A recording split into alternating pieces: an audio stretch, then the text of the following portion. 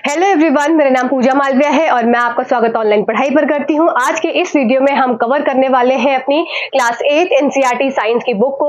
और आज आपके मैं 50 क्वेश्चंस कराऊंगी। इसी तरह से एक दो वीडियो और आएगा और आपकी क्लास 8 एनसीईआरटी साइंस कंप्लीट हो जाएगी। इससे पहले के आपने वीडियोज नहीं देखे हैं जहां पर हमने class 6, class 7, class 9 NCERT complete कर दी है और एमसीक्यूज के फॉर्म में भी कवर किया है, प्लस इसकी थ्योरी का जो सेक्शन है उसको भी मैं कवर करवाती जा रही हूँ, प्लस इसके समरीज के वीडियोस आपके पास पड़े हैं। आप प्लेलिस्ट में जाएंगे, स्क्रॉल करेंगे प्लेलिस्ट को तो आपको समरी के वीडियोस मिल जाएंगे, तो जाकर जरूर देखिए। एक बार समरी से क्या हो जाता है, रिकॉल हो जाती हैं चीजें और उसके बाद एमसीक्यूज जब हम सॉल्व करते हैं तो चीजें एकदम ठीक होती हैं, याद आ जाती हैं, एग्जाम में करने लायक हो जाते हैं आप। तो इन सब सेशंस को जरूर जुड़िएगा।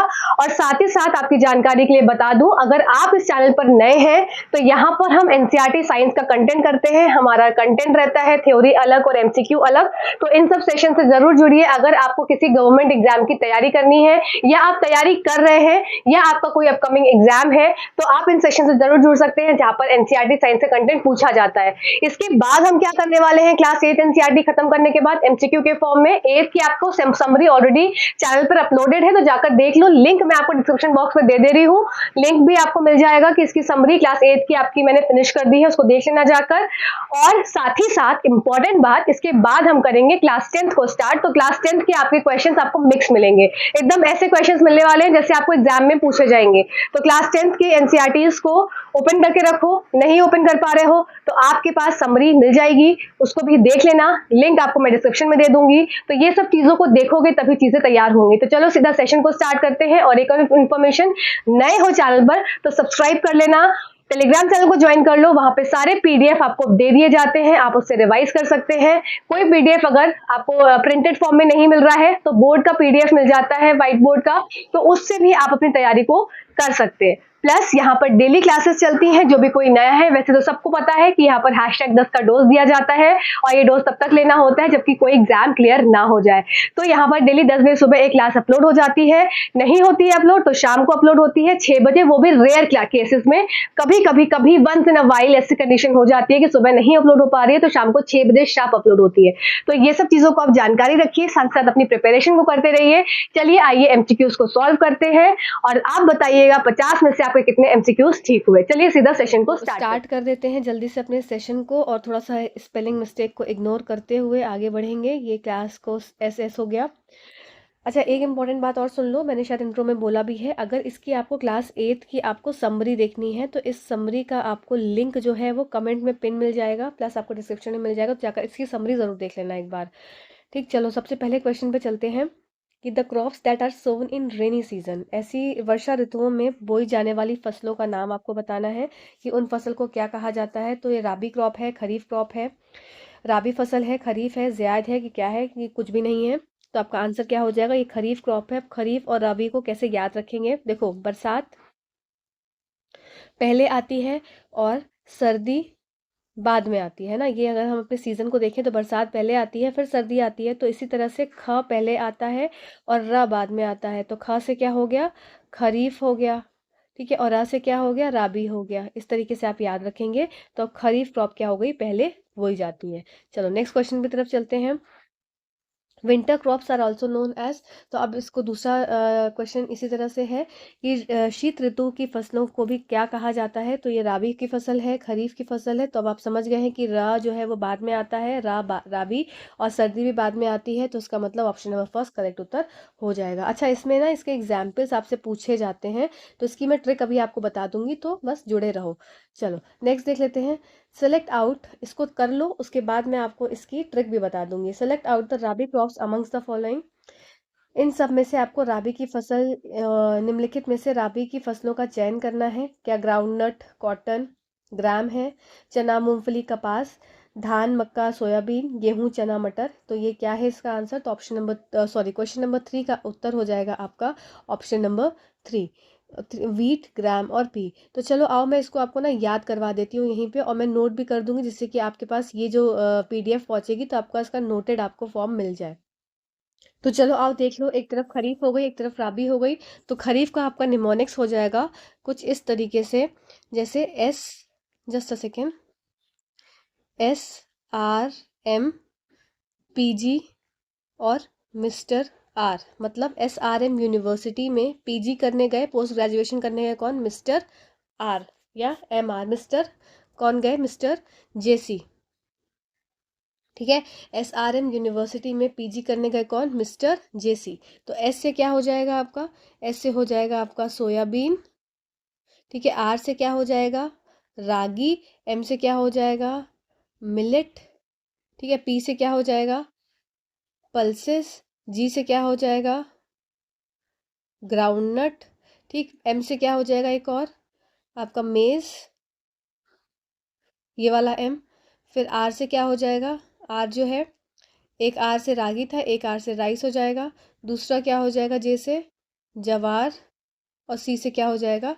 कॉटन। ठीक है, ये सारी राबी फसलें हो गई। अब ये सब आपकी, सॉरी, खरीफ फसलें हो गई। पहले हम खरीफ देख रहे हैं, फिर हम राबी देख रहे हैं। तो ये सब आपकी खरीफ फसलें हो गई। अब आपकी यहाँ बात करेंगे हम किसकी? राबी फसल की। तो राबी फसल का आपका क्या निमोनिक्स होगा? BOWL। इसको क्या बोलते हैं? बाउल। बाउल में कौन खाना खा रहा है? टॉम। ठीक है, इसमें क्या था? SRM यूनिवर्सिटी में पीजी करने गए कौन? Mister JC। ठीक है, तो B से क्या हो जाएगा आपका? बार्ले। O से क्या हो जाएगा? ओट्स। W से क्या हो जाएगा? वीट। L से क्या हो जाएगा? लिंसीड। T से क्या हो जाएगा? टोमेटो। टोमेटो के साथ ही क्या हो जाता है? पोटैटो। ठीक है, सेम सेम है। O से क्या हो जाएगा? ओट्स, हम ऊपर भी कर चुके हैं, सॉरी। M से क्या हो जाएगा? मस्टर्ड। ठीक है, राई। तो ये आप ना इसको निमोनिक्स को याद कर लीजिएगा। आपको मैं PDF दे दूंगी, आप मांगेंगे तो मैं दे दूंगी, तो इससे आपको ये PDF के फॉर्म में भी नोटेड रहेगा। ठीक है, तो याद जरूर कर लीजिएगा, ये इंपॉर्टेंट है। चलो नेक्स्ट क्वेश्चन पे चलते हैं। हाँ, तो यहाँ पर हमारा आंसर क्या हो जाएगा? Select the rabi crops amongst the following. Question number 3 का आंसर है क्या आपका? ऑप्शन नंबर 3, वीट, ग्राम और पी। तो राबी में क्या हो जाएगा? हमारा वीट है, वीट दिया हुआ है। इसमें ना एक दो और ऐड कर लो आप, ये इंपॉर्टेंट है। ये NCERT का है। P और G, मतलब बाउल में खाना खाया किसने? मिस्टर टॉम ने। और टॉम क्या करते हैं? PG करते हैं। तो P से P हो गया और यह ग्राम हो गया। ठीक है, ये भी याद कर लेना। तो ये आपका ऑप्शन नंबर 3 करेक्ट उत्तर हो जाएगा। चलो नेक्स्ट क्वेश्चन की तरफ चलते हैं। नेक्स्ट क्वेश्चन है आपका, arrange the steps for the proper production of crops. फसलों के उचित उत्पादन के लिए चरणों की व्यवस्था, जो चरण है उसकी आपको व्यवस्था करनी है। कि आप सबसे पहले बोएंगे कोई चीज़, या आप मिट्टी की तैयारी करेंगे, या कटाई करेंगे, सिंचाई करेंगे, खाद एवं उर्वरक डालेंगे, खरपतवार से सुरक्षा करेंगे, या भंडारण करेंगे। तो एक स्टेप आपको बताना है। तो सही बात है, सबसे पहला स्टेप आपका क्या हो जाएगा? फोर्थ अगर क्वेश्चन पे मैं देखूँ तो फोर्थ क्वेश्चन में सबसे पहले क्या होगा हमारा? सबसे पहला खुद सोचो क्या कर सकते हैं। तो सॉइल को प्रिपेयर करेंगे। जब हमारे पास एक हम जगह देखेंगे, अब जगह में क्या है? सॉइल। तो सॉइल को क्या करेंगे? सबसे पहले मिट्टी की तैयारी करेंगे। तो देख लेते हैं मिट्टी की तैयारी बी वाला ऑप्शन किस में है। हमारा बी वाला ऑप्शन एक ही जगह दिख रहा है, जो कि आपका ऑप्शन नंबर 3 में दिख रहा है। तो देख लेते हैं, उस हिसाब से आपका बी हो गया पहला स्टेप। फिर हो गया ए, क्या है? जब हम तैयार कर लेंगे मिट्टी को, फिर क्या करेंगे? सो करेंगे। ठीक है, मतलब उसको बोएंगे, तो ए हो गया। फिर इसके बाद क्या हो जाएगा? अब जब हम मिट्टी को बो देंगे, उसके बाद हम क्या, सॉरी, सो कर देंगे सीड्स को। इसके बाद क्या करेंगे? आपका नेक्स्ट स्टेप हो जाएगा adding manure and fertilisers. Manure fertiliser डाल देंगे। फिर क्या करेंगे नेक्स्ट? फिर उसको पानी सिंचाई देते रहेंगे। फिर क्या करेंगे? फिर प्रोटेक्ट करेंगे उसको वीड्स से। फिर क्या करेंगे? फिर हार्वेस्ट जब पूरा तैयार हो जाएगा तो उसको, उसकी कटाई कर लेंगे। फिर क्या करेंगे? आपका स्टोरेज कर लेंगे। तो ये वाला आपका क्या हो गया? ये आपका पूरा का पूरा इस तरीके से आपको ऑप्शन को लगाना है। तो ये इंपॉर्टेंट है, स्टेप्स कई बार पूछे जाते हैं एग्जाम्स में। चलो नेक्स्ट क्वेश्चन पे चलते हैं। What is the importance of preparation of soil. मिट्टी की तैयारी का क्या महत्व है? तो आपका क्या हो जाएगा? इट अलाउज, यह जड़ को मिट्टी से गहराई तक जाने पर आसानी से सांस लेने की अनुमति देती है, या कुछ रोगाणुओं के विकास के लिए अनुमति देता है, या पोषक तत्वों से भरपूर मिट्टी को शीर्ष पर लाता है, या उपयुक्त में से सभी। तो ऑप्शन नंबर 5 का आंसर हो जाएगा आपका उपयुक्त में से सभी। क्यों? क्योंकि जो सॉइल को प्रिपेयर करना, मतलब अब मान लो ये मिट्टी है, ठीक है, ये जगह है, यहाँ पर मिट्टी क्या है? बहुत समय से पड़ी हुई है। अब सॉइल का प्रिपरेशन क्या होता है? मतलब कि सॉइल में कुछ इस तरह से खुरपी को चलाना, या ऊपर नीचे, मतलब सॉइल जो ऊपर है वो नीचे आ जाएगी, जो नीचे है वो ऊपर चली जाएगी, कुछ इस तरीके से। सॉइल ऊपर की नीचे, नीचे की ऊपर, तो इस तरीके से उसको क्या करते हैं? मिक्सिंग करते हैं। तो ये क्या हो जाता है? It allows roots to breathe easily. इससे क्या होगा? यहाँ पे पोर्स क्रिएट हो जाएंगे, और सॉइल के अंदर क्या प्रेजेंट होता है? रूट्स प्रेजेंट होती हैं अंदर साइड में। तो ये जब रूट्स प्रेजेंट है तो इसको क्या करेगी, ये जब पोर्स नहीं बन जाएंगे तो एयर की होगी वो एंटर कर पाएगी इजीली सॉइल के पार्टिकल्स के बीच में, और रूट्स जो है वो सांस ले पाएगी। ठीक है, it allows growth of certain microbes. अब इससे क्या होगा, माइक्रोब्स को भी क्या है, ऑक्सीजन की रिक्वायरमेंट है तो उनकी भी ग्रोथ हो पाएगी। It brings nutrient rich soil to the top. जो अंदर क्या है आपके डिफरेंट डिफरेंट मिनरल्स प्रेजेंट होते हैं सॉइल के अंदर, तो वो क्या हो जाएंगे, वो ऊपर की तरफ आएंगे, जो कि हेल्पफुल रहते हैं क्या, प्लांट की ग्रोथ के लिए। तो ऑप्शन नंबर 4 आपका करेक्ट उत्तर हो जाएगा। ठीक है, नेक्स्ट क्वेश्चन पे चलते हैं। Soil can be prepared with the help of. अब सॉइल मिट्टी किसकी सहायता से तैयार की जा सकती है आपकी, तो क्वेश्चन नंबर 6 पर हम आ चुके हैं। क्वेश्चन नंबर 6 है आपका, तो इसका आंसर क्या हो जाएगा, more than one of the above. अब इसका answer more than one of the above क्यों हो रहा है, क्योंकि हो से भी करते हैं, प्लो से भी करते हैं, और कल्टीवेटर से भी सॉइल को प्रिपेयर किया जाता है, सॉइल को तैयार किया जाता है क्रॉप्स को ग्रो करने के लिए। तो हो क्या हो गया, एक तरह से आपका फावड़ा हो गया। ठीक है, आपने देखा होगा कुछ इस तरीके से, ऐसा चपटा सा ये होता है, और इसके ऊपर से क्या निकला होता है, ऐसे डंडी सी निकली होती है, और इससे क्या है, ये ऊपर की स्टिक हो गई, और इस तरीके से यहाँ ये जो नुकीला भाग होता है ये वाला, तो इससे क्या है, आप फावड़ा आपने देखा होगा यूज़ करते हुए। प्लो क्या हो गया आपका, हल हो गया। कल्टीवेटर, कृषक, ये क्या है, ये मैनुअल, एक मैनुअल बोल रही हूँ, कल्टीवेटर आपका एक क्या हो जाता है, ये एक तरह से गाड़ी टाइप की होती है, उसमें क्या है इस तरीके से निकले होते हैं, हुक्स निकले होते हैं, जो कि क्या करते हैं, सॉइल को ऊपर नीचे करने में मदद करते हैं। ठीक है, चलो नेक्स्ट क्वेश्चन पे चलते हैं। नेक्स्ट क्वेश्चन है, what is the importance of seed drill in crop production? It helps in proper growth of a plant. It helps in uniformly distribution of seeds. It helps in sowing the seeds at proper depth. More than one of the above या none of the above. तो फसल उत्पादन में seed drill का क्या महत्व है, तो सीड ड्रिल एक ऐसी टेक्निक होती है जिससे क्या करते हैं, जिससे कि प्रॉपर हम जहाँ चाह रहे हैं वहाँ पर सीड क्या है वो बो पाए।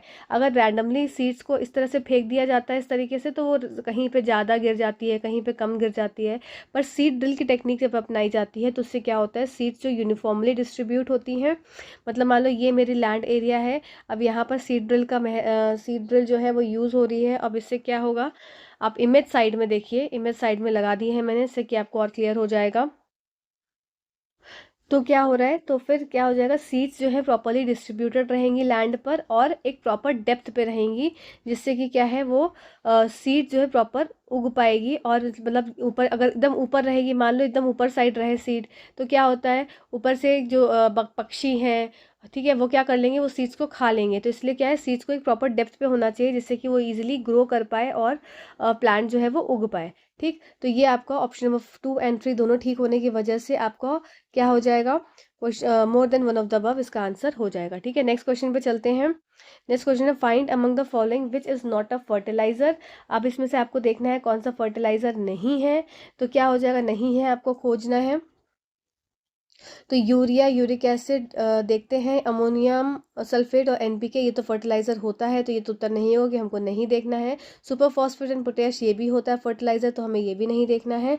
ठीक है, तो आपका नन ऑफ द अबव तो होगा ही नहीं इसमें, तो आपका क्या आंसर हो जाएगा, यूरिया तो फर्टिलाइजर होता है पर यूरिक एसिड फर्टिलाइजर नहीं है। ठीक है, यूरिक एसिड क्या है, बर्ड्स जो है वो एज अ एक्सक्रीटा रिलीज करते हैं। ठीक, इसको याद कैसे रखोगे, उरी का अटैक, उरी का एयर स्ट्राइक अटैक, तो कैसे हुआ था, ये हवा के माध्यम से हुआ था ना, तो इसी तरह से उरी उरी एक्सक्रीटा कौन प्रोड्यूस करता है, जो कि उड़ने वाले जीव हैं, जो क्या है, उड़ने वाले बर्ड्स है। ठीक है, तो आंसर के इसमें आपका आंसर क्या हो जाएगा, आपका आंसर हो जाएगा ऑप्शन नंबर फर्स्ट। ठीक है, क्योंकि यूरिया तो है पर यूरिक एसिड नहीं है। ठीक है, चलो नेक्स्ट क्वेश्चन पे चलते हैं। Select out the disadvantages of fertilisers. अब फर्टिलाइजर्स के आपको नुकसान, उर्वरकों के नुकसान का चयन करना है। It becomes a source of water pollution, ठीक है। ये डिसएडवांटेज, ठीक है, it makes soil less fertile, it increases the fertility of soil, more than one of the above या नन ऑफ द अबव। तो आंसर 9th का हो जाएगा आपका। वापस से आंसर देखो, यहाँ पे मुझे पक्का पता है कि सब सिर्फ इस वाले ऑप्शन को टिक करेंगे, पर ये आपका ऑप्शन गलत हो जाएगा, क्योंकि यहाँ पर आंसर हो जाएगा more than one of the above. क्यों होगा ऐसा मोर than one of the above, क्योंकि देखो ये तो डिसएडवांटेज है ही है कि सॉइल को जो वाटर पॉल्यूशन करता है कौन, फर्टिलाइजर, पर साथ ही साथ क्या करता है, ये सॉइल को लेस फर्टाइल भी बनाता है। क्यों बनाता है लेस फर्टाइल, अगर एक्सेसिव यूज़ हो जाएगा फर्टिलाइजर्स का, उर्वरक का, तो ये जो सॉइल है, जो मृदा है, उसको क्या करेगी, कम उपजाऊ बनाएगी। ठीक है, तो आपका 1 और 2 दोनों ठीक हो जाएगा इसमें आंसर के हिसाब से। विच among the following is not the advantage of manure? It enhances the water holding capacity. नहीं भाई, मैन्योर तो करता है ऐसा। It improves the texture of soil. It decreases the number of friendly micro. Decrease नहीं करता है। इनमें मित्र रोगाणुओं की संख्या कम हो जाती है, कम नहीं होती है। ये ज़्यादा करता है, या फिर आप बोल सकते हैं बढ़ाता है। ठीक है, बढ़ाता है या ज़्यादा करता है। It make soil porous. हाँ, ये तो करता है, सॉइल को, मिट्टी को छिद्रपूर्ण बनाता है। कौन सा? मैन्योर। तो आपका क्वेश्चन नंबर 10th का आंसर हो जाएगा आपका ऑप्शन नंबर 3। तो आंसर क्या होगा? सब तो सही हो गए। अब हम इसमें क्या है, नॉट द एडवांटेज पूछा है, नहीं पूछा है उत्तर, तो आपका आंसर हो जाएगा ऑप्शन नंबर 3। तो नेक्स्ट क्वेश्चन पे चलते हैं। विच among the following is the best method for irrigation system for crop production? Best method कौन सा है? फसल उत्पादन के लिए सिंचाई प्रणाली के सर्वोत्तम विधि निम्नलिखित में से कौन सी है? तो ये आपका traditional method of irrigation. Traditional method में क्या था कि पानी को हाथ से या पाइप के जरिए डालो। ठीक है, तो इससे क्या है, कहीं पे पाइप छोड़ दिया तो पानी बहुत लॉस होता था। Drip irrigation, sprinkler. Drip irrigation और स्प्रिंकलर में क्या सिस्टम है? इमेज देख लो वापस से, इमेज लगी हुई है तो इमेज से ज़्यादा समझ जाओगे। तो ड्रिप इरिगेशन में क्या है कि ये मान लो मेरे पास पौधा है, तो यहीं पे क्या है, धीरे धीरे पानी गिर रहा है, तो इससे क्या है, इस एग्जैक्ट लोकेशन पे पानी पहुंच पा रहा है। तो ड्रिप इरिगेशन क्या है, वाटर को बहुत ज़्यादा सेव कर देता है। पर स्प्रिंकलर में क्या होता है, वो इस तरीके से घूमता रहता है, तो पानी इधर भी गिर रहा है, इधर भी गिर रहा है, इधर भी गिर रहा है, इधर भी गिर रहा है, इधर भी गिर रहा है। तो इससे क्या होता है कि पानी वेस्टेज होता है, कहीं कहीं जहाँ ज़रूरत है वहाँ ना जाके कहीं और स्प्रिंकलर जो है पानी को फवारे की तरह वो लगा देता है। ठीक है, तो यहाँ पे आपका आंसर क्या हो जाएगा? ड्रिप इरिगेशन आपका उत्तर हो जाएगा। ठीक है, चलो नेक्स्ट क्वेश्चन पे चलते हैं। 12वां question. The separation of grains from chaff is known as. ये तो बहुत बार सबने पढ़ा होगा कि भूसी से अनाज को अलग करने की प्रक्रिया। वापस से देखो, इमेज लगी हुई है, अब समझ गए ना? तो आंसर क्या हो जाएगा आपका? थ्रेशिंग। तो यहाँ पर क्या होगा? थ्रेशिंग आपका उत्तर हो जाएगा। विनोइंग क्या होता है? विनोइंग में क्या है, एक औरत अगर सूप लेके खड़ी है, ये सूप है और इसमें क्या है, ग्रेन्स है प्लस साथ में डस्ट पार्टिकल्स और इम्प्योरिटीज है। अब ये हवा की दिशा इस तरफ है, तो ये क्या करेगी, इस तरह से खड़ी हो जाएगी, तो ग्रेन जो है वो नीचे चला जाएगा और हवा के साथ क्या हो जाएगा, जो डस्ट पार्टिकल्स हैं, जो लाइटर पार्टिकल्स हैं, वो उड़ जाएंगे। ठीक। गिनिंग की प्रक्रिया क्या होती है? Process of removal of. Ginning में आपका प्रोसेस है ये क्या? Process of removing fibres from seeds. ठीक है, जब कॉटन की बॉल्स बर्स्ट हो जाती है तो फाइबर्स को अलग कर लिया जाता है और सीड्स को अलग कर लिया जाता है। इस प्रक्रिया को क्या बोलते हैं? ओटना बोलते हैं। ठीक, थ्रेशिंग की इमेज देख लो किस तरह से लगी हुई है। चलो नेक्स्ट क्वेश्चन पे चलते हैं। The same kind of a plants grown and cultivated on a large scale at a place is called. तो इसको क्या बोलते हैं? किसी स्थान पर बड़े पैमाने पर उगाए गए एक ही प्रकार के पौधे कहलाते हैं। तो इनको क्या बोला जाता है? ऐसी क्या चीज़ होती है? तो ये फसलें होती हैं। ठीक है, फसल। और आपका क्वेश्चन नंबर 13 का आंसर हो जाएगा ऑप्शन नंबर 2, फसल। चलो नेक्स्ट क्वेश्चन पे चलते हैं। Select among the following viral diseases. देखो ये बहुत इंपॉर्टेंट सेक्शन यहाँ पे मैं आपको करा रही हूँ, डिजीजेस वाला। किसी भी एग्जाम की तैयारी कर रहे हो तो डिजीजेस से एक क्वेश्चन तो पक्का बनता है। इसका एक मैंने वीडियो डाला है ट्रिक्स के साथ, बहुत अच्छा वीडियो है, डाला है ट्रिक्स के साथ। आपको कमेंट में वापस से पिन कर दूंगी। एक तो मैं क्लास 8 एनसीईआरटी की बुक पूरा जो समरी है उसको पिन कर रही हूँ, और दूसरा आपको एक डिजीजेस का वीडियो है, बहुत बड़ा वीडियो नहीं है, छोटा वीडियो है, पर आपके लिए बहुत ही काम का वीडियो कि सारे ट्रिक्स के साथ मैंने उसमें निमोनिक्स बना के, ट्रिक्स बना के आपको याद करवाई हैं चीज़ें, और बहुत फनी ट्रिक है। ठीक है, तो जाकर ज़रूर देख लेना। चलो आओ देख लेते हैं। Select among the following viral diseases. निम्नलिखित वायरल रोगों का चयन करना है इसमें से। तो क्वेश्चन नंबर 14 का आंसर क्या हो जाएगा? ट्यूबरक्लोसिस। ट्यूबरक्लोसिस तो भाई आपकी बैक्टीरियल डिजीज है, तो वैसे ही कट जाता है आपका फर्स्ट वाला ऑप्शन। इन्फ्लुएंजा तो वायरस होता है, पोलियो वायरस होता है। ठीक है, common cold, influenza and polio देखते हैं। टाइफॉइड, ट्यूबरक्लोसिस और कॉमन कोल्ड, तो ये आपका नहीं होगा। ठीक है, और आपका आंसर क्या हो जाएगा? आपका आंसर हो जाएगा ऑप्शन नंबर 2। 14 का आपका ऑप्शन नंबर 2। चलो नेक्स्ट क्वेश्चन पे चलते हैं। Dysentery is caused by. तो डिसेंट्री किसके द्वारा होती है? पेचिस किसके कारण होती है? सब मैंने वहाँ पे डिजीजेस कराया है, तो आपको ये सब डिजीज याद हो जाएंगी बहुत अच्छे तरीके से। तो क्वेश्चन नंबर 15 का आंसर हो जाएगा आपका dysentery is caused by protozoa. ठीक है, आपका ज़्यादातर लोग क्या लगा देंगे? बैक्टीरिया लगा देंगे इसका आंसर, पर इसका आंसर बैक्टीरिया नहीं होगा। ठीक है, इसका आंसर प्रोटोजोआ होगा। चलो नेक्स्ट क्वेश्चन पे चलते हैं। Who discovered fermentation. फर्मेंटेशन की विधि, किण्वन की विधि किसके द्वारा डिस्कवर करी गई थी? तो 16 का आंसर हो जाएगा आपका लुईस पाश्चर। लुईस पाश्चर ने फर्मेंटेशन की प्रक्रिया को भी डिस्कवर किया था। लुईस पाश्चर ने आपकी एक पास्चुराइजेशन की टेक्निक को भी डिस्कवर किया था, वो कि हमने आगे इंक्लूड हुआ हुआ है क्वेश्चन में, तो आपको मैं यहाँ पर आंसर नहीं बताऊंगी। अच्छा, अब बाकी सारे जो साइंटिस्ट हैं, अलेक्जेंडर फ्लेमिंग, इन्होंने क्या किया था, इन्होंने एंटीबायोटिक बनाई थी, पेनिसिलिन नोनाटम। और एडवर्ड जेनर ने ये क्या थे, स्मॉल पॉक्स के लिए जाने जाते हैं, स्मॉल पॉक्स की वैक्सीन को डिस्कवर करने वाले एक अच्छे इंसान। ठीक है, चलो ये सारी चीज़ें हो गई। चलो नेक्स्ट क्वेश्चन है, एंटीबायोटिक्स वाज प्रिपेयर्ड फ्रॉम। अभी तो हमने देखा कि एंटीबायोटिक्स किसके द्वारा बनाई गई थी, अलेक्जेंडर फ्लेमिंग। अब हम देख रहे हैं कि एंटीबायोटिक्स किस चीज़ों से बनाई जाती है, क्या बैक्टीरिया और वायरस होते हैं, या वायरस एंड फंजाई होते हैं, या बैक्टीरिया एंड फंजाई होते हैं, नन ऑफ द अबव होते हैं। एंटीबायोटिक कैसे तैयार की जाती है, तो आपका ऑप्शन नंबर क्वेश्चन नंबर 17 का उत्तर हो जाएगा ऑप्शन नंबर 3। बैक्टीरिया और फंजाई को मिलाकर आपकी क्या बनती है, एंटीबायोटिक्स बनती है। ठीक है, इंपॉर्टेंट है, सिर्फ बैक्टीरिया पे या सिर्फ फंजाई पे मत लगाना। आपका आंसर बैक्टीरिया और फंजाई का दोनों का इस्तेमाल होकर एंटीबायोटिक्स बनती हैं, इस बात को याद रखेंगे। नेक्स्ट क्वेश्चन करते हैं, 18वां question, Edward Jenner discovered. Edward Jenner ने क्वेश्चन नंबर 18 आपकी क्या डिस्कवर की थी, एडवर्ड जेनर ने आपका वैक्सीन को डिस्कवर किया था, और ये वैक्सीन किसके अगेंस्ट थी, आपकी स्मॉल पॉक्स के अगेंस्ट ये वैक्सीन थी। ठीक है, चलो नेक्स्ट क्वेश्चन पे चलते हैं। Select among the following communicable diseases. निम्नलिखित में से संचारी रोगों से का चयन कीजिए। मतलब ऐसे रोग जो कि एक से दूसरे से फैलते हैं, टच में आने से, ठीक है, संपर्क में आने से, इस तरीके से। तो क्या हो जाएगा क्वेश्चन नंबर 19 में आपका, कॉलरा, ट्यूबरक्लोसिस, चिकन पॉक्स। ठीक है, डिसेंट्री किसी के टच करने से तो होती नहीं है, ठीक, तो ये तो वैसे ही नहीं होगा। अब टिटनेस भी किसी के टच करने से नहीं होगा, तो वैसे ही कट गया। डायरिया भी नहीं होता है किसी के टच करने से, कुछ खाने पीने से होता है, गंदा पानी या गंदा खाना खाने से। तो आपका आंसर क्या हो जाएगा, कॉलरा, ट्यूबरक्लोसिस और चिकन पॉक्स। तो क्वेश्चन नंबर 19 का आंसर क्या हो गया, 1। तो चिकन पॉक्स में लोगों को अलग कर देते हैं ना कमरे से, ट्यूबरक्लोसिस में भी यही दिक्कत है, कॉलरा में भी यही समस्या है। ठीक, चलो नेक्स्ट क्वेश्चन पे चलते हैं। नेक्स्ट क्वेश्चन है हमारा 20 question, find out the plant disease that is caused by fungi. उस पौधों की बीमारी का पता लगाएं जो कवक के कारण होती है। तो 20 वाले का क्वेश्चन का आंसर हो जाएगा आपका ऑप्शन नंबर यहाँ पर 2, रस्ट ऑफ व्हीट, गेहूं की का जंग। इसको ये किसके द्वारा होती है, फंजाई के द्वारा होती है।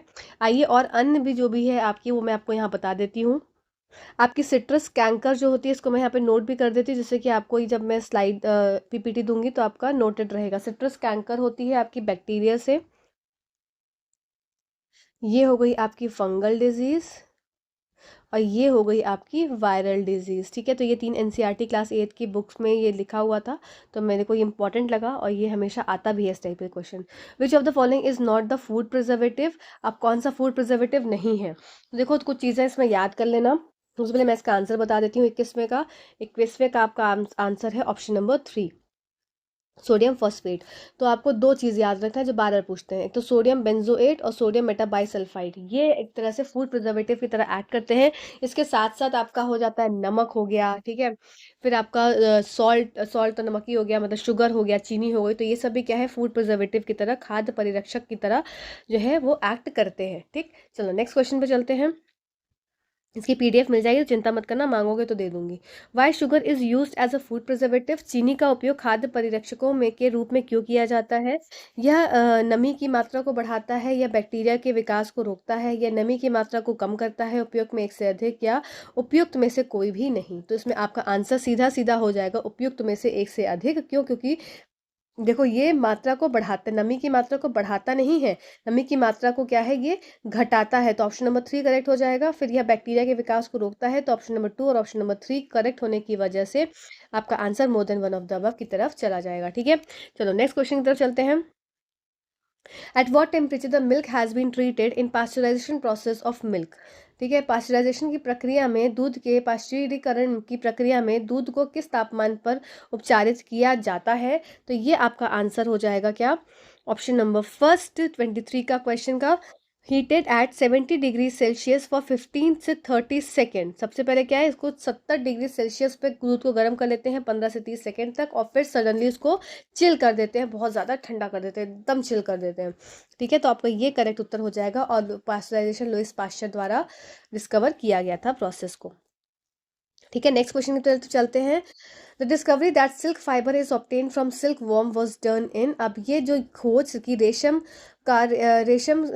कीट को प्राप्त, रेशम का रेशा रेशम कीट से प्राप्त होता है, यह कहाँ हुई थी? भारत में, अफगानिस्तान में, चाइना में, कहाँ हुई थी?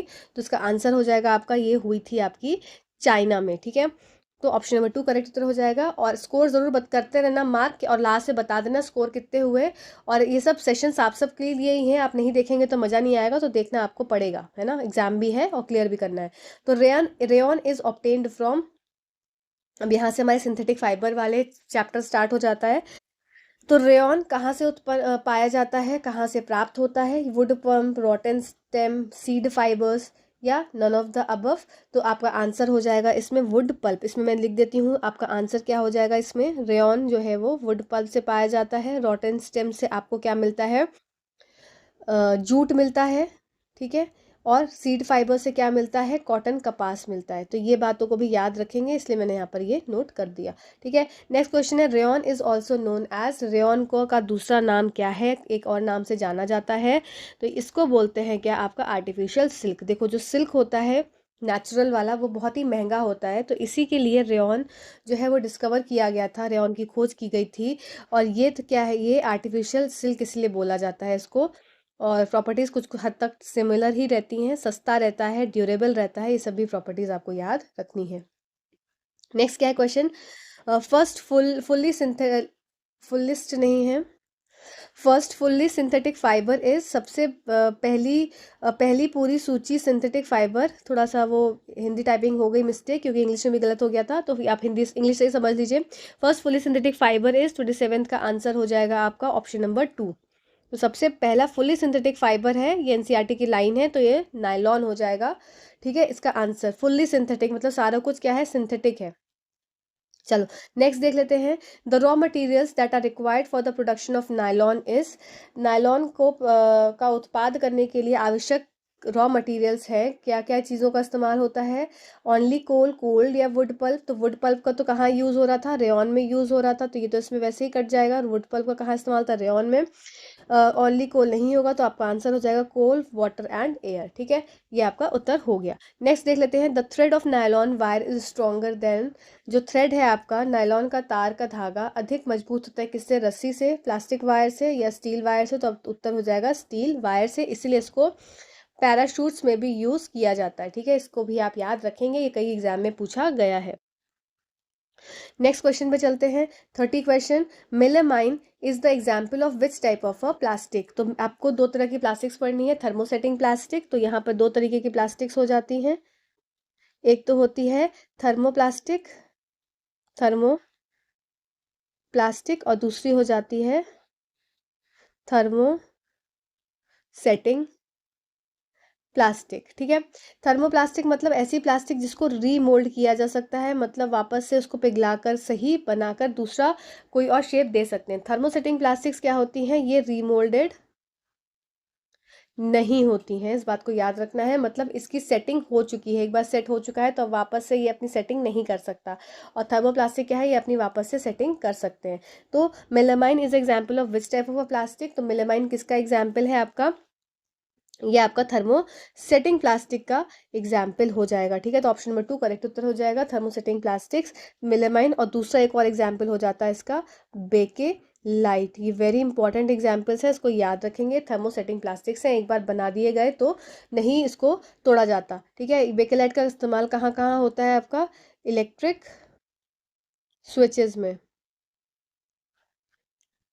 तो इसको देख लीजिए, ये आपका हो गया, दो चीज़ इंपॉर्टेंट थी इसलिए मैंने नोट कर दिया यहाँ पर कि मेलामाइन कहाँ पर यूज़ होता है आपका? फ्लोर टाइल्स या फायर रेजिस्टेंस क्लॉथ में, जो कि आग बुझाने वाले लोग कपड़ा पहनते हैं, उसमें मेलामाइन का से बना होता है वो। फिर बेकेलाइट क्या है आपका? ये भी थर्मोसेटिंग प्लास्टिक है, थर्मोसेटिंग प्लास्टिक है। और दूसरा ये इलेक्ट्रिकल स्विचेस और यूटेंसिल के हैंडल्स में से ये बना होता है। ठीक है, इंपॉर्टेंट था इसलिए मैंने यहाँ पर नोट कर दिया। चलो नेक्स्ट क्वेश्चन पे चलते हैं, polythene and PVC are example of, polythene और पीवीसी किसका एग्जाम्पल है? तो 31 क्वेश्चन पे पहुंच चुके हैं, टिक करते जाना कितने आपके ठीक हो रहे हैं। ये है थर्मोप्लास्टिक्स। ठीक है, पॉलिथीन और पीवीसी आपकी पॉलीविनाइल क्लोराइड, आपके ये सब क्या है? थर्मोप्लास्टिक है, मतलब आप इसको रीमोल्ड कर सकते हैं अगर आप चाहे तो, रिसाइकिल कर सकते हैं एक तरह से। Moist air can be identified by which among the following, नम हवा को निम्नलिखित में से किससे पहचाना जा सकता है? तो नम हवा क्या हो जाएगी आपकी? ना मतलब मॉइस्ट एयर है तो उसका मतलब यहाँ पर H2O तो प्रेजेंट होगा ही, और हवा है तो ऑक्सीजन प्रेजेंट होगा, और हवा है तो CO2 भी प्रेजेंट होगी। तो इसके हिसाब से क्या हो जाएगा आपका आंसर 32 में? क्या इसमें कॉपर, H2O, CO2, O2 होती है? नहीं। H2O water, carbon dioxide, oxygen, हाँ ऑप्शन नंबर 2 आपका करेक्ट उत्तर हो जाएगा। सिर्फ ऑक्सीजन नहीं होती, मॉइस्ट से तो वैसे ही वाटर तो प्रेजेंट होगा। ठीक है। ऑक्साइड्स ऑफ मैग्नीशियम आर, जो ऑक्साइड्स होते हैं मैग्नीशियम को, इसको ना मेटल एंड नॉन मेटल का चैप्टर इसमें आपका ज़्यादा डीप नहीं दिया है क्लास 8 में। जब हम क्लास 10 को करेंगे ना तो इस पूरे चैप्टर को मैं एक एक अच्छे से लाइन बाय लाइन एमसीक्यूज आपके निकालूंगी। तो क्लास 10 के एमसीक्यूज को हम नेक्स्ट करने वाले हैं, जैसे ही हमारा 1-2 दिन में क्लास 8 खत्म हो जाएगा हम क्लास 10 एमसीक्यूज स्टार्ट करेंगे, और मेटल और नॉन मेटल से ही स्टार्ट करेंगे। ठीक है, तो जुड़े रहिए चैनल से और पढ़ते रहिए। चलिए, oxides of magnesium are, magnesium के जो ऑक्साइड्स होते हैं, मतलब मैग्नीशियम की रिएक्शन किसके साथ हो रही है? मैग्नीशियम की रिएक्शन हो रही है ऑक्साइड से, और MgO बना रहा है। अब ये MgO जो मैग्नीशियम ऑक्साइड बना, ये एसिडिक होता है नेचर में, कि बेसिक होता है, कि न्यूट्रल होता है? तो ये हमेशा क्या हो जाता है आपका? बेसिक इन नेचर होता है, क्षारीय होता है नेचर में। ठीक है, बुनियादी नहीं होगा ये, अम्लीय की जगह ये आपको दिखेंगे यहाँ पर क्षारीय। ठीक है, ये गूगल ट्रांसलेशन की बात है भाई, इसमें मेरी गलती नहीं है। Sodium is stored in kerosene because, sodium को केरोसिन में संग्रहित किया जाता है क्योंकि it reacts vigorously with oxygen, या it reacts vigorously with water, या बोथ 1 and 2, या नन ऑफ द अबव। तो क्वेश्चन नंबर 34 का आंसर हो जाएगा आपका बोथ 1 and 2। सोडियम को आप केरोसिन में इसलिए स्टोर करते हैं क्योंकि सोडियम जो है वो वाटर से भी रिएक्ट करता है, और सोडियम जो है वो एयर से भी रिएक्ट करता है। इसी की जगह पर अगर फॉस्फोरस की बात की जाए तो फॉस्फोरस को क्या है, अब रिएक्शन किसके साथ होती है? एयर के साथ होती है। इसीलिए फॉस्फोरस को स्टोर कहाँ किया जाता है, अगर मैं बात करूँ तो मैं यहाँ पर लिख देती हूँ आपको, जिससे कि आप जब PDF देखेंगे तो आपको याद हो जाए। तो सोडियम क्या है? केरोसिन में स्टोर किया जाता है। ठीक है, इसी जगह पे फॉस्फोरस जो है, ये इसकी एफिनिटी किसके साथ होती है? एयर के साथ होती है। एकदम एक्सप्लोड कर लेता है इस तरीके से, एकदम एक्सप्लोजन बना दिया। तो इसको स्टोर कहाँ करा जाता है? Stored in water. ठीक है, तो ये एयर के साथ कॉन्टैक्ट में आता है, वैसे आग लग जाती है। पर सोडियम क्या है? वाटर और एयर दोनों के साथ एक्सप्लोजन कर सकता है। ठीक है, तो इस बात को याद रखेंगे। नेक्स्ट क्वेश्चन पे चलते हैं। Oxides of non metal are, अब मेटल के ऑक्साइड्स क्या थे? आपके बेसिक इन नेचर थे, तो oxides of non metal are क्या हो जाएंगे? ये आपके एसिडिक इन नेचर हो जाएंगे। तो ऑप्शन नंबर करेक्ट उत्तर हो जाएगा ऑप्शन नंबर 2। ठीक है, नेक्स्ट क्वेश्चन है, phosphorus is not kept open because it reacts vigorously with water, it reacts vigorously with oxygen, it reacts with both oxygen and water, या none of the above। तो 36 का answer अब आप समझ ही चुके होंगे, क्योंकि ये क्या है? ऑक्सीजन के साथ रिएक्ट कर दिया जाता है, इसीलिए इसको ओपन नहीं रखा जाता है, क्योंकि ये ऑक्सीजन से रिएक्ट करा जाएगा, इसको पानी में रखा जाता है। ठीक है, 37 क्वेश्चन पे है, what does the pop sound indicates in any reaction, किसी भी प्रतिक्रिया में पॉप ध्वनि का इंगित किस चीज़ को इंगित करती है? Presence of nitrogen, presence of oxygen, या प्रेजेंस ऑफ हाइड्रोजन। तो पॉप साउंड ये बताती है हाइड्रोजन का टेस्ट है, कि हाइड्रोजन गैस रिलीज हुई है, तो ये हो जाता है पॉप साउंड टेस्ट। ठीक है, इससे और भी क्वेश्चन मैं बनाऊंगी पॉप साउंड से, जब हम क्लास 10 NCERT को करेंगे सॉल्व। ठीक है, which one of the following can be beaten into thin sheets, zinc, phosphorus, sulphur, या ऑक्सीजन। किसको आप पतली शीट में ढाल सकते हैं? क्या फॉस्फोरस को? तो नहीं भाई, फॉस्फोरस तो वैसे ही आग पकड़ लेता है। सल्फर को? नहीं, सल्फर भी आग पकड़, सॉरी सल्फर नहीं, सल्फर नहीं। फिर क्या हो जाएगा ये आपका? सल्फर को क्यों नहीं? इसका रीजन भी पता होना चाहिए, क्योंकि ये क्या है आपका? नॉन मेटल है। ठीक है, और इसको ना ही आप थिन शीट से बना सकते हैं, ना ही वायर में बना सकते हैं। ऑक्सीजन को नहीं, तो आंसर क्या हो जाएगा? जिंक। जिंक क्यों जिंक? क्योंकि जिंक क्या है? एक मेटल है, इस बात को याद रखेंगे। ठीक है, चलो नेक्स्ट देख लेते हैं। Under dash and dash dead plants got converted to coal. Under dash और डैश के तहत मृत पौधे कोयले में परिवर्तित होते हैं। तो सबसे पहली बात है कि जो कोल का फॉर्मेशन हो रहा है वो कैसे होता है? जो पूरा का पूरा फॉरेस्ट है, जब वो क्या है, किसी आपदा के कारण पूरा का पूरा वो बरी हो जाता है, धंस जाता है कहाँ पर? जमीन के अंदर। तो वहाँ पे क्या है, बहुत मिलियन ऑफ ईयर्स के बाद फिर क्या हो जाता है? कोल का फॉर्मेशन होता है। और कोल के फॉर्मेशन के लिए किन किन चीज़ों की आवश्यकता होती है, ये इंपॉर्टेंट है जानना आपका। तो कोल को बनने के लिए सबसे पहली बात है क्या? आपका हाई प्रेशर होना चाहिए, दूसरा क्या होना चाहिए? हाई टेम्परेचर होना चाहिए। ठीक है, ये दो चीज़ आप याद रखेंगे। प्लस कोल कैसे बनता है? फॉरेस्ट जब अंदर फॉरेस्ट जब बरी हो जाता है अंदर, बरीड इनसाइड द सॉइल, जब पूरा का पूरा फॉरेस्ट के ऊपर एक पूरी मतलब मिट्टी आ जाती है, पूरा अंदर धंस जाता है, तो क्या है इसके बाद मिलियन ऑफ ईयर्स यहाँ पर लगते हैं, मिलियन ऑफ ईयर्स लगते हैं। फिर क्या है, हाई प्रेशर और हाई टेम्परेचर, उच्च दाब और उच्च तापमान पर कोल केयर का प्रोसेस होता है। तो ऑप्शन 39 का आंसर हो जाएगा आपका ऑप्शन नंबर फर्स्ट। ठीक है, चलो नेक्स्ट क्वेश्चन पे चलते हैं। नेक्स्ट क्वेश्चन है आपका, coal is called as fossil fuel. अब कोयले को फॉसिल फ्यूल क्यों कहा जाता है? क्योंकि it is form from remains of dead animals, या it is form from remains of vegetation 40 पे, या it is form from the remain of dead as well as vegetation. तो आपका आंसर क्या हो जाएगा? ये आपका डेड एनिमल्स के वेजिटेशन से नहीं बनता, ये आपका क्या है, जो वेजिटेशन है, जो फॉरेस्ट है पूरा पूरा अंदर बरी हो जाता है, उसकी वजह उसके क्या है उसका उस पर प्रोसेसिंग होती है हाई टेम्परेचर और हाई प्रेशर की, तो क्या है आपका वेजिटेशन का हो जाता है। मतलब इनका निर्माण वनस्पति के अवशेषों से होता है, इस बात को याद रखेंगे। ठीक है, कोल की बात आ रही है तो वनस्पति की बात होगी। आगे क्वेश्चन है एक और, तो उससे आपको एक और क्लियरिटी हो जाएगी। The purest form of carbon is, carbon का सबसे शुद्ध रूप क्या होता है? 41 क्वेश्चन पे आ चुके हैं, बस हमारे 8-9 क्वेश्चन और बचे हैं, और अपने आप क्वेश्चन के आंसर्स को मार्क करते रहिएगा, प्लस ये देखते रहिएगा कितने आपके ठीक हुए। ठीक है, 41 का ऑप्शन हो जाएगा ऑप्शन नंबर 2। तो प्योरेस्ट फॉर्म ऑफ कार्बन अगर बोलें तो कोक हो जाएगा, कोल को मत लगाइएगा क्योंकि कंफ्यूजन हो जाता है। ठीक, नेक्स्ट क्वेश्चन है आपका, the conditions required for the formation of petroleum. अब देखो, पेट्रोल को कोल को बनाने के लिए हाई प्रेशर और हाई टेम्परेचर था।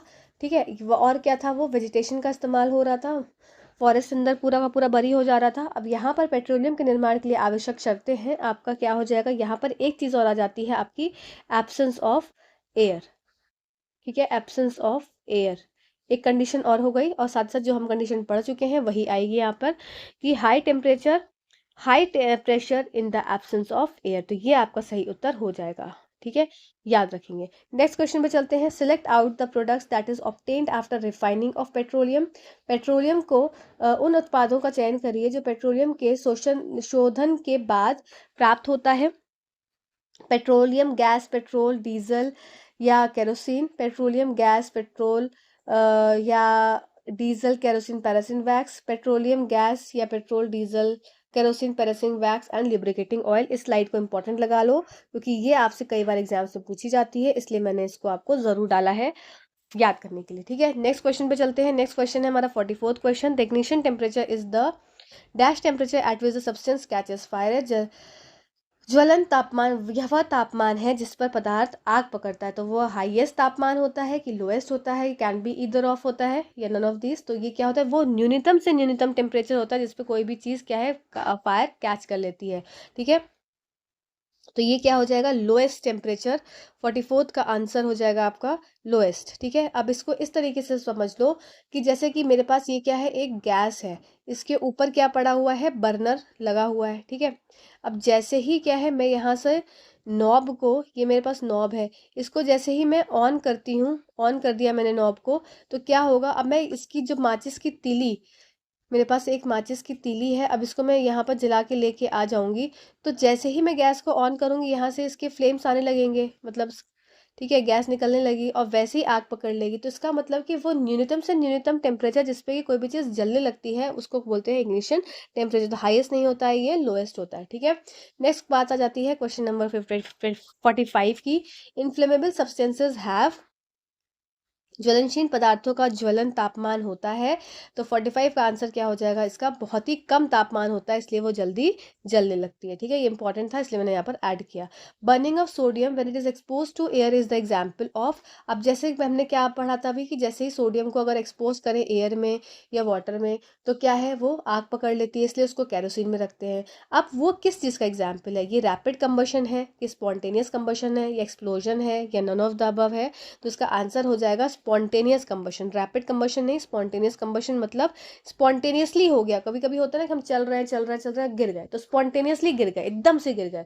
तो इसमें क्या है, सोडियम को जैसे ही एयर के कांटेक्ट में लाते हैं, जैसे ही वैसे ही क्या हो जाता है, आग पकड़ लेती है, मतलब कोई इंटेंशन नहीं थी कि आग पकड़े, पर जैसे ही ले आओगे आग पकड़ लेगी। रैपिड कंबशन में क्या एग्जाम्पल हो जाएगा, जैसे कि आपका गैस का बर्नर, जब आप गैस ऑन करोगे तब वो जलेगा, पर स्पॉन्टेनियस में क्या हो जाता है, जैसे ही करोगे वैसे ही आ जाएगा। रैपिड में क्या होगा, इच्छा अनुसार है, गैस का बर्नर ऑन करेंगे, माचिस की तीली लाएंगे, तब जाकर वो जलेगा। तो इस पॉइंट को क्लियर हो गया होगा, आपको समझ में आया होगा, ठीक है। और करना भी इंपॉर्टेंट था इस पॉइंट को। The major cause of global warming is, देखो ग्लोबल वार्मिंग का कारण तो बहुत सारी चीज़ें होती हैं, पर यहाँ पर मेजर कॉज पूछा गया है।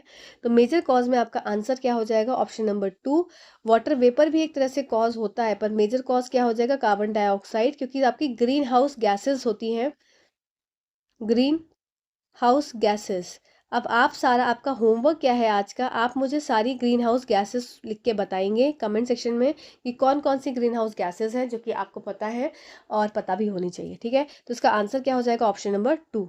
चलो नेक्स्ट क्वेश्चन पे चलते हैं। Incomplete combustion of fuel gives, आज बस 2-3 क्वेश्चन रह गए हैं, फिर हमारा कंप्लीट हो जाएगा 50 क्वेश्चन का सेट। 50 क्वेश्चन के सेट को सॉल्व करने में इतना कम टाइम लगता है और 50 क्वेश्चन बनाने में पूरी पूरी रात निकल जाती है। तो सोच लो, मेहनत तो लगती है, आप लोग देखो, बस आप लोग का पेपर निकलना चाहिए, बस मेरा मोटो यही है। The incomplete combustion of fuel gives, क्या करता है, ईंधन का अधूरा दहन क्या देता है, कार्बन डाइऑक्साइड निकालता है, मीथेन निकालता है, कार्बन मोनोऑक्साइड निकालता है, या नन ऑफ दीज। तो आपका सीधा सीधा उत्तर हो जाएगा कार्बन मोनोऑक्साइड रिलीज आउट करता है, ठीक है। नेक्स्ट क्वेश्चन देख लेते हैं। Acid rain is caused by oxides of, अब एसिड रेन किसके ऑक्साइड्स के कारण होते हैं, मतलब अम्लीय वर्षा किसके ऑक्साइड के कारण होती है, जो कि आपकी ताजमहल को खराब कर रही है, बड़ी बड़ी बिल्डिंग्स को खराब करती है। ये हो जाएगा आपका आंसर सल्फर नाइट्रोजन की दोनों, तो आंसर हो जाएगा आपका दोनों, ठीक है। नेक्स्ट क्वेश्चन, आज का आखिरी question. Species found in only particular area are known as, केवल ऐसा क्षेत्र जहाँ विशेष प्रजाति पाई जाती है उन्हें क्या कहलाया कहते हैं, इन स्पीशीज़ को बोला जाता है एंडेमिक स्पीशीज़। ऐसी स्पीशीज़ जो कि एक पर्टिकुलर जगह पे ही पाई जा रही है, उनको वहीं पे संरक्षित किया जा रहा है, नहीं तो वो ख़त्म हो जाएंगी। इन स्पीशीज़ को क्या बोला जाता है, एंडेमिक स्पीशीज़। स्थानिक प्रजातियां बोली जाती हैं कि उसी स्थान पे उनको अच्छा जलवायु, उनका अच्छा वातावरण रहे, जिससे कि वो आगे बढ़ें, मरे ना, ठीक है। अब इसके साथ साथ एक और वर्ड आ जाता है एंडेंजर्ड स्पीशीज़, तो इससे कन्फ्यूजन ना हो इसीलिए मैंने यहाँ पर एक ये अलग सा एक इंसर्ट कर दिया आपके लिए, एक लाइन। तो क्या है कि endangered species are those which are facing the danger of extension, मतलब एंडेंजर्ड स्पीशीज ऐसी स्पीशीज हैं जो कि ख़त्म नहीं हुई हैं पर एक्सटेंशन की कगार पे हैं, ठीक है। इसलिए इनको कहाँ रखा जाता है, रेड डाटा बुक में रखा जाता है, ये भी आपको पता होना चाहिए, ठीक। तो रेड डाटा बुक हो गया, फिर एंडेंजर्ड स्पीशीज जो कि आपकी एक्सटेंशन के कगार पर है, ये एंडेंजर्ड स्पीशीज होती हैं। यहाँ कैसी स्पीशीज बोली गई हैं, ऐसी स्पीशीज जो कि एक पर्टिकुलर एरिया में रखा जाता है, इनको एंडेमिक स्पीशीज बोलते हैं, ठीक है। तो ये सब इंपॉर्टेंट चीज़ें थी, इसलिए मैंने यहाँ पर इंक्लूड करी। और ये आज का लास्ट क्वेश्चन था। आपका ये सेशन कैसा रहा, आपको ये क्वेश्चंस कैसे लगे, आपके कितने क्वेश्चंस 50 में से ठीक हुए, ये सारे आंसर्स मैं चाहती हूँ कि आप कमेंट करें, प्लस आप होमवर्क का जो मैंने क्वेश्चन दिया उसको भी करिएगा। इसी तरह से अगला 50 क्वेश्चन का सेट या 100 क्वेश्चन का सेट जितना भी बन पाएगा मैं आपके लिए नेक्स्ट लेकर आऊँगी। चैनल से जुड़े रहिए, पढ़ते रहिए, मुस्कुराते रहिए। तब तक के लिए धन्यवाद। Thank you so much watching this video. Thank you.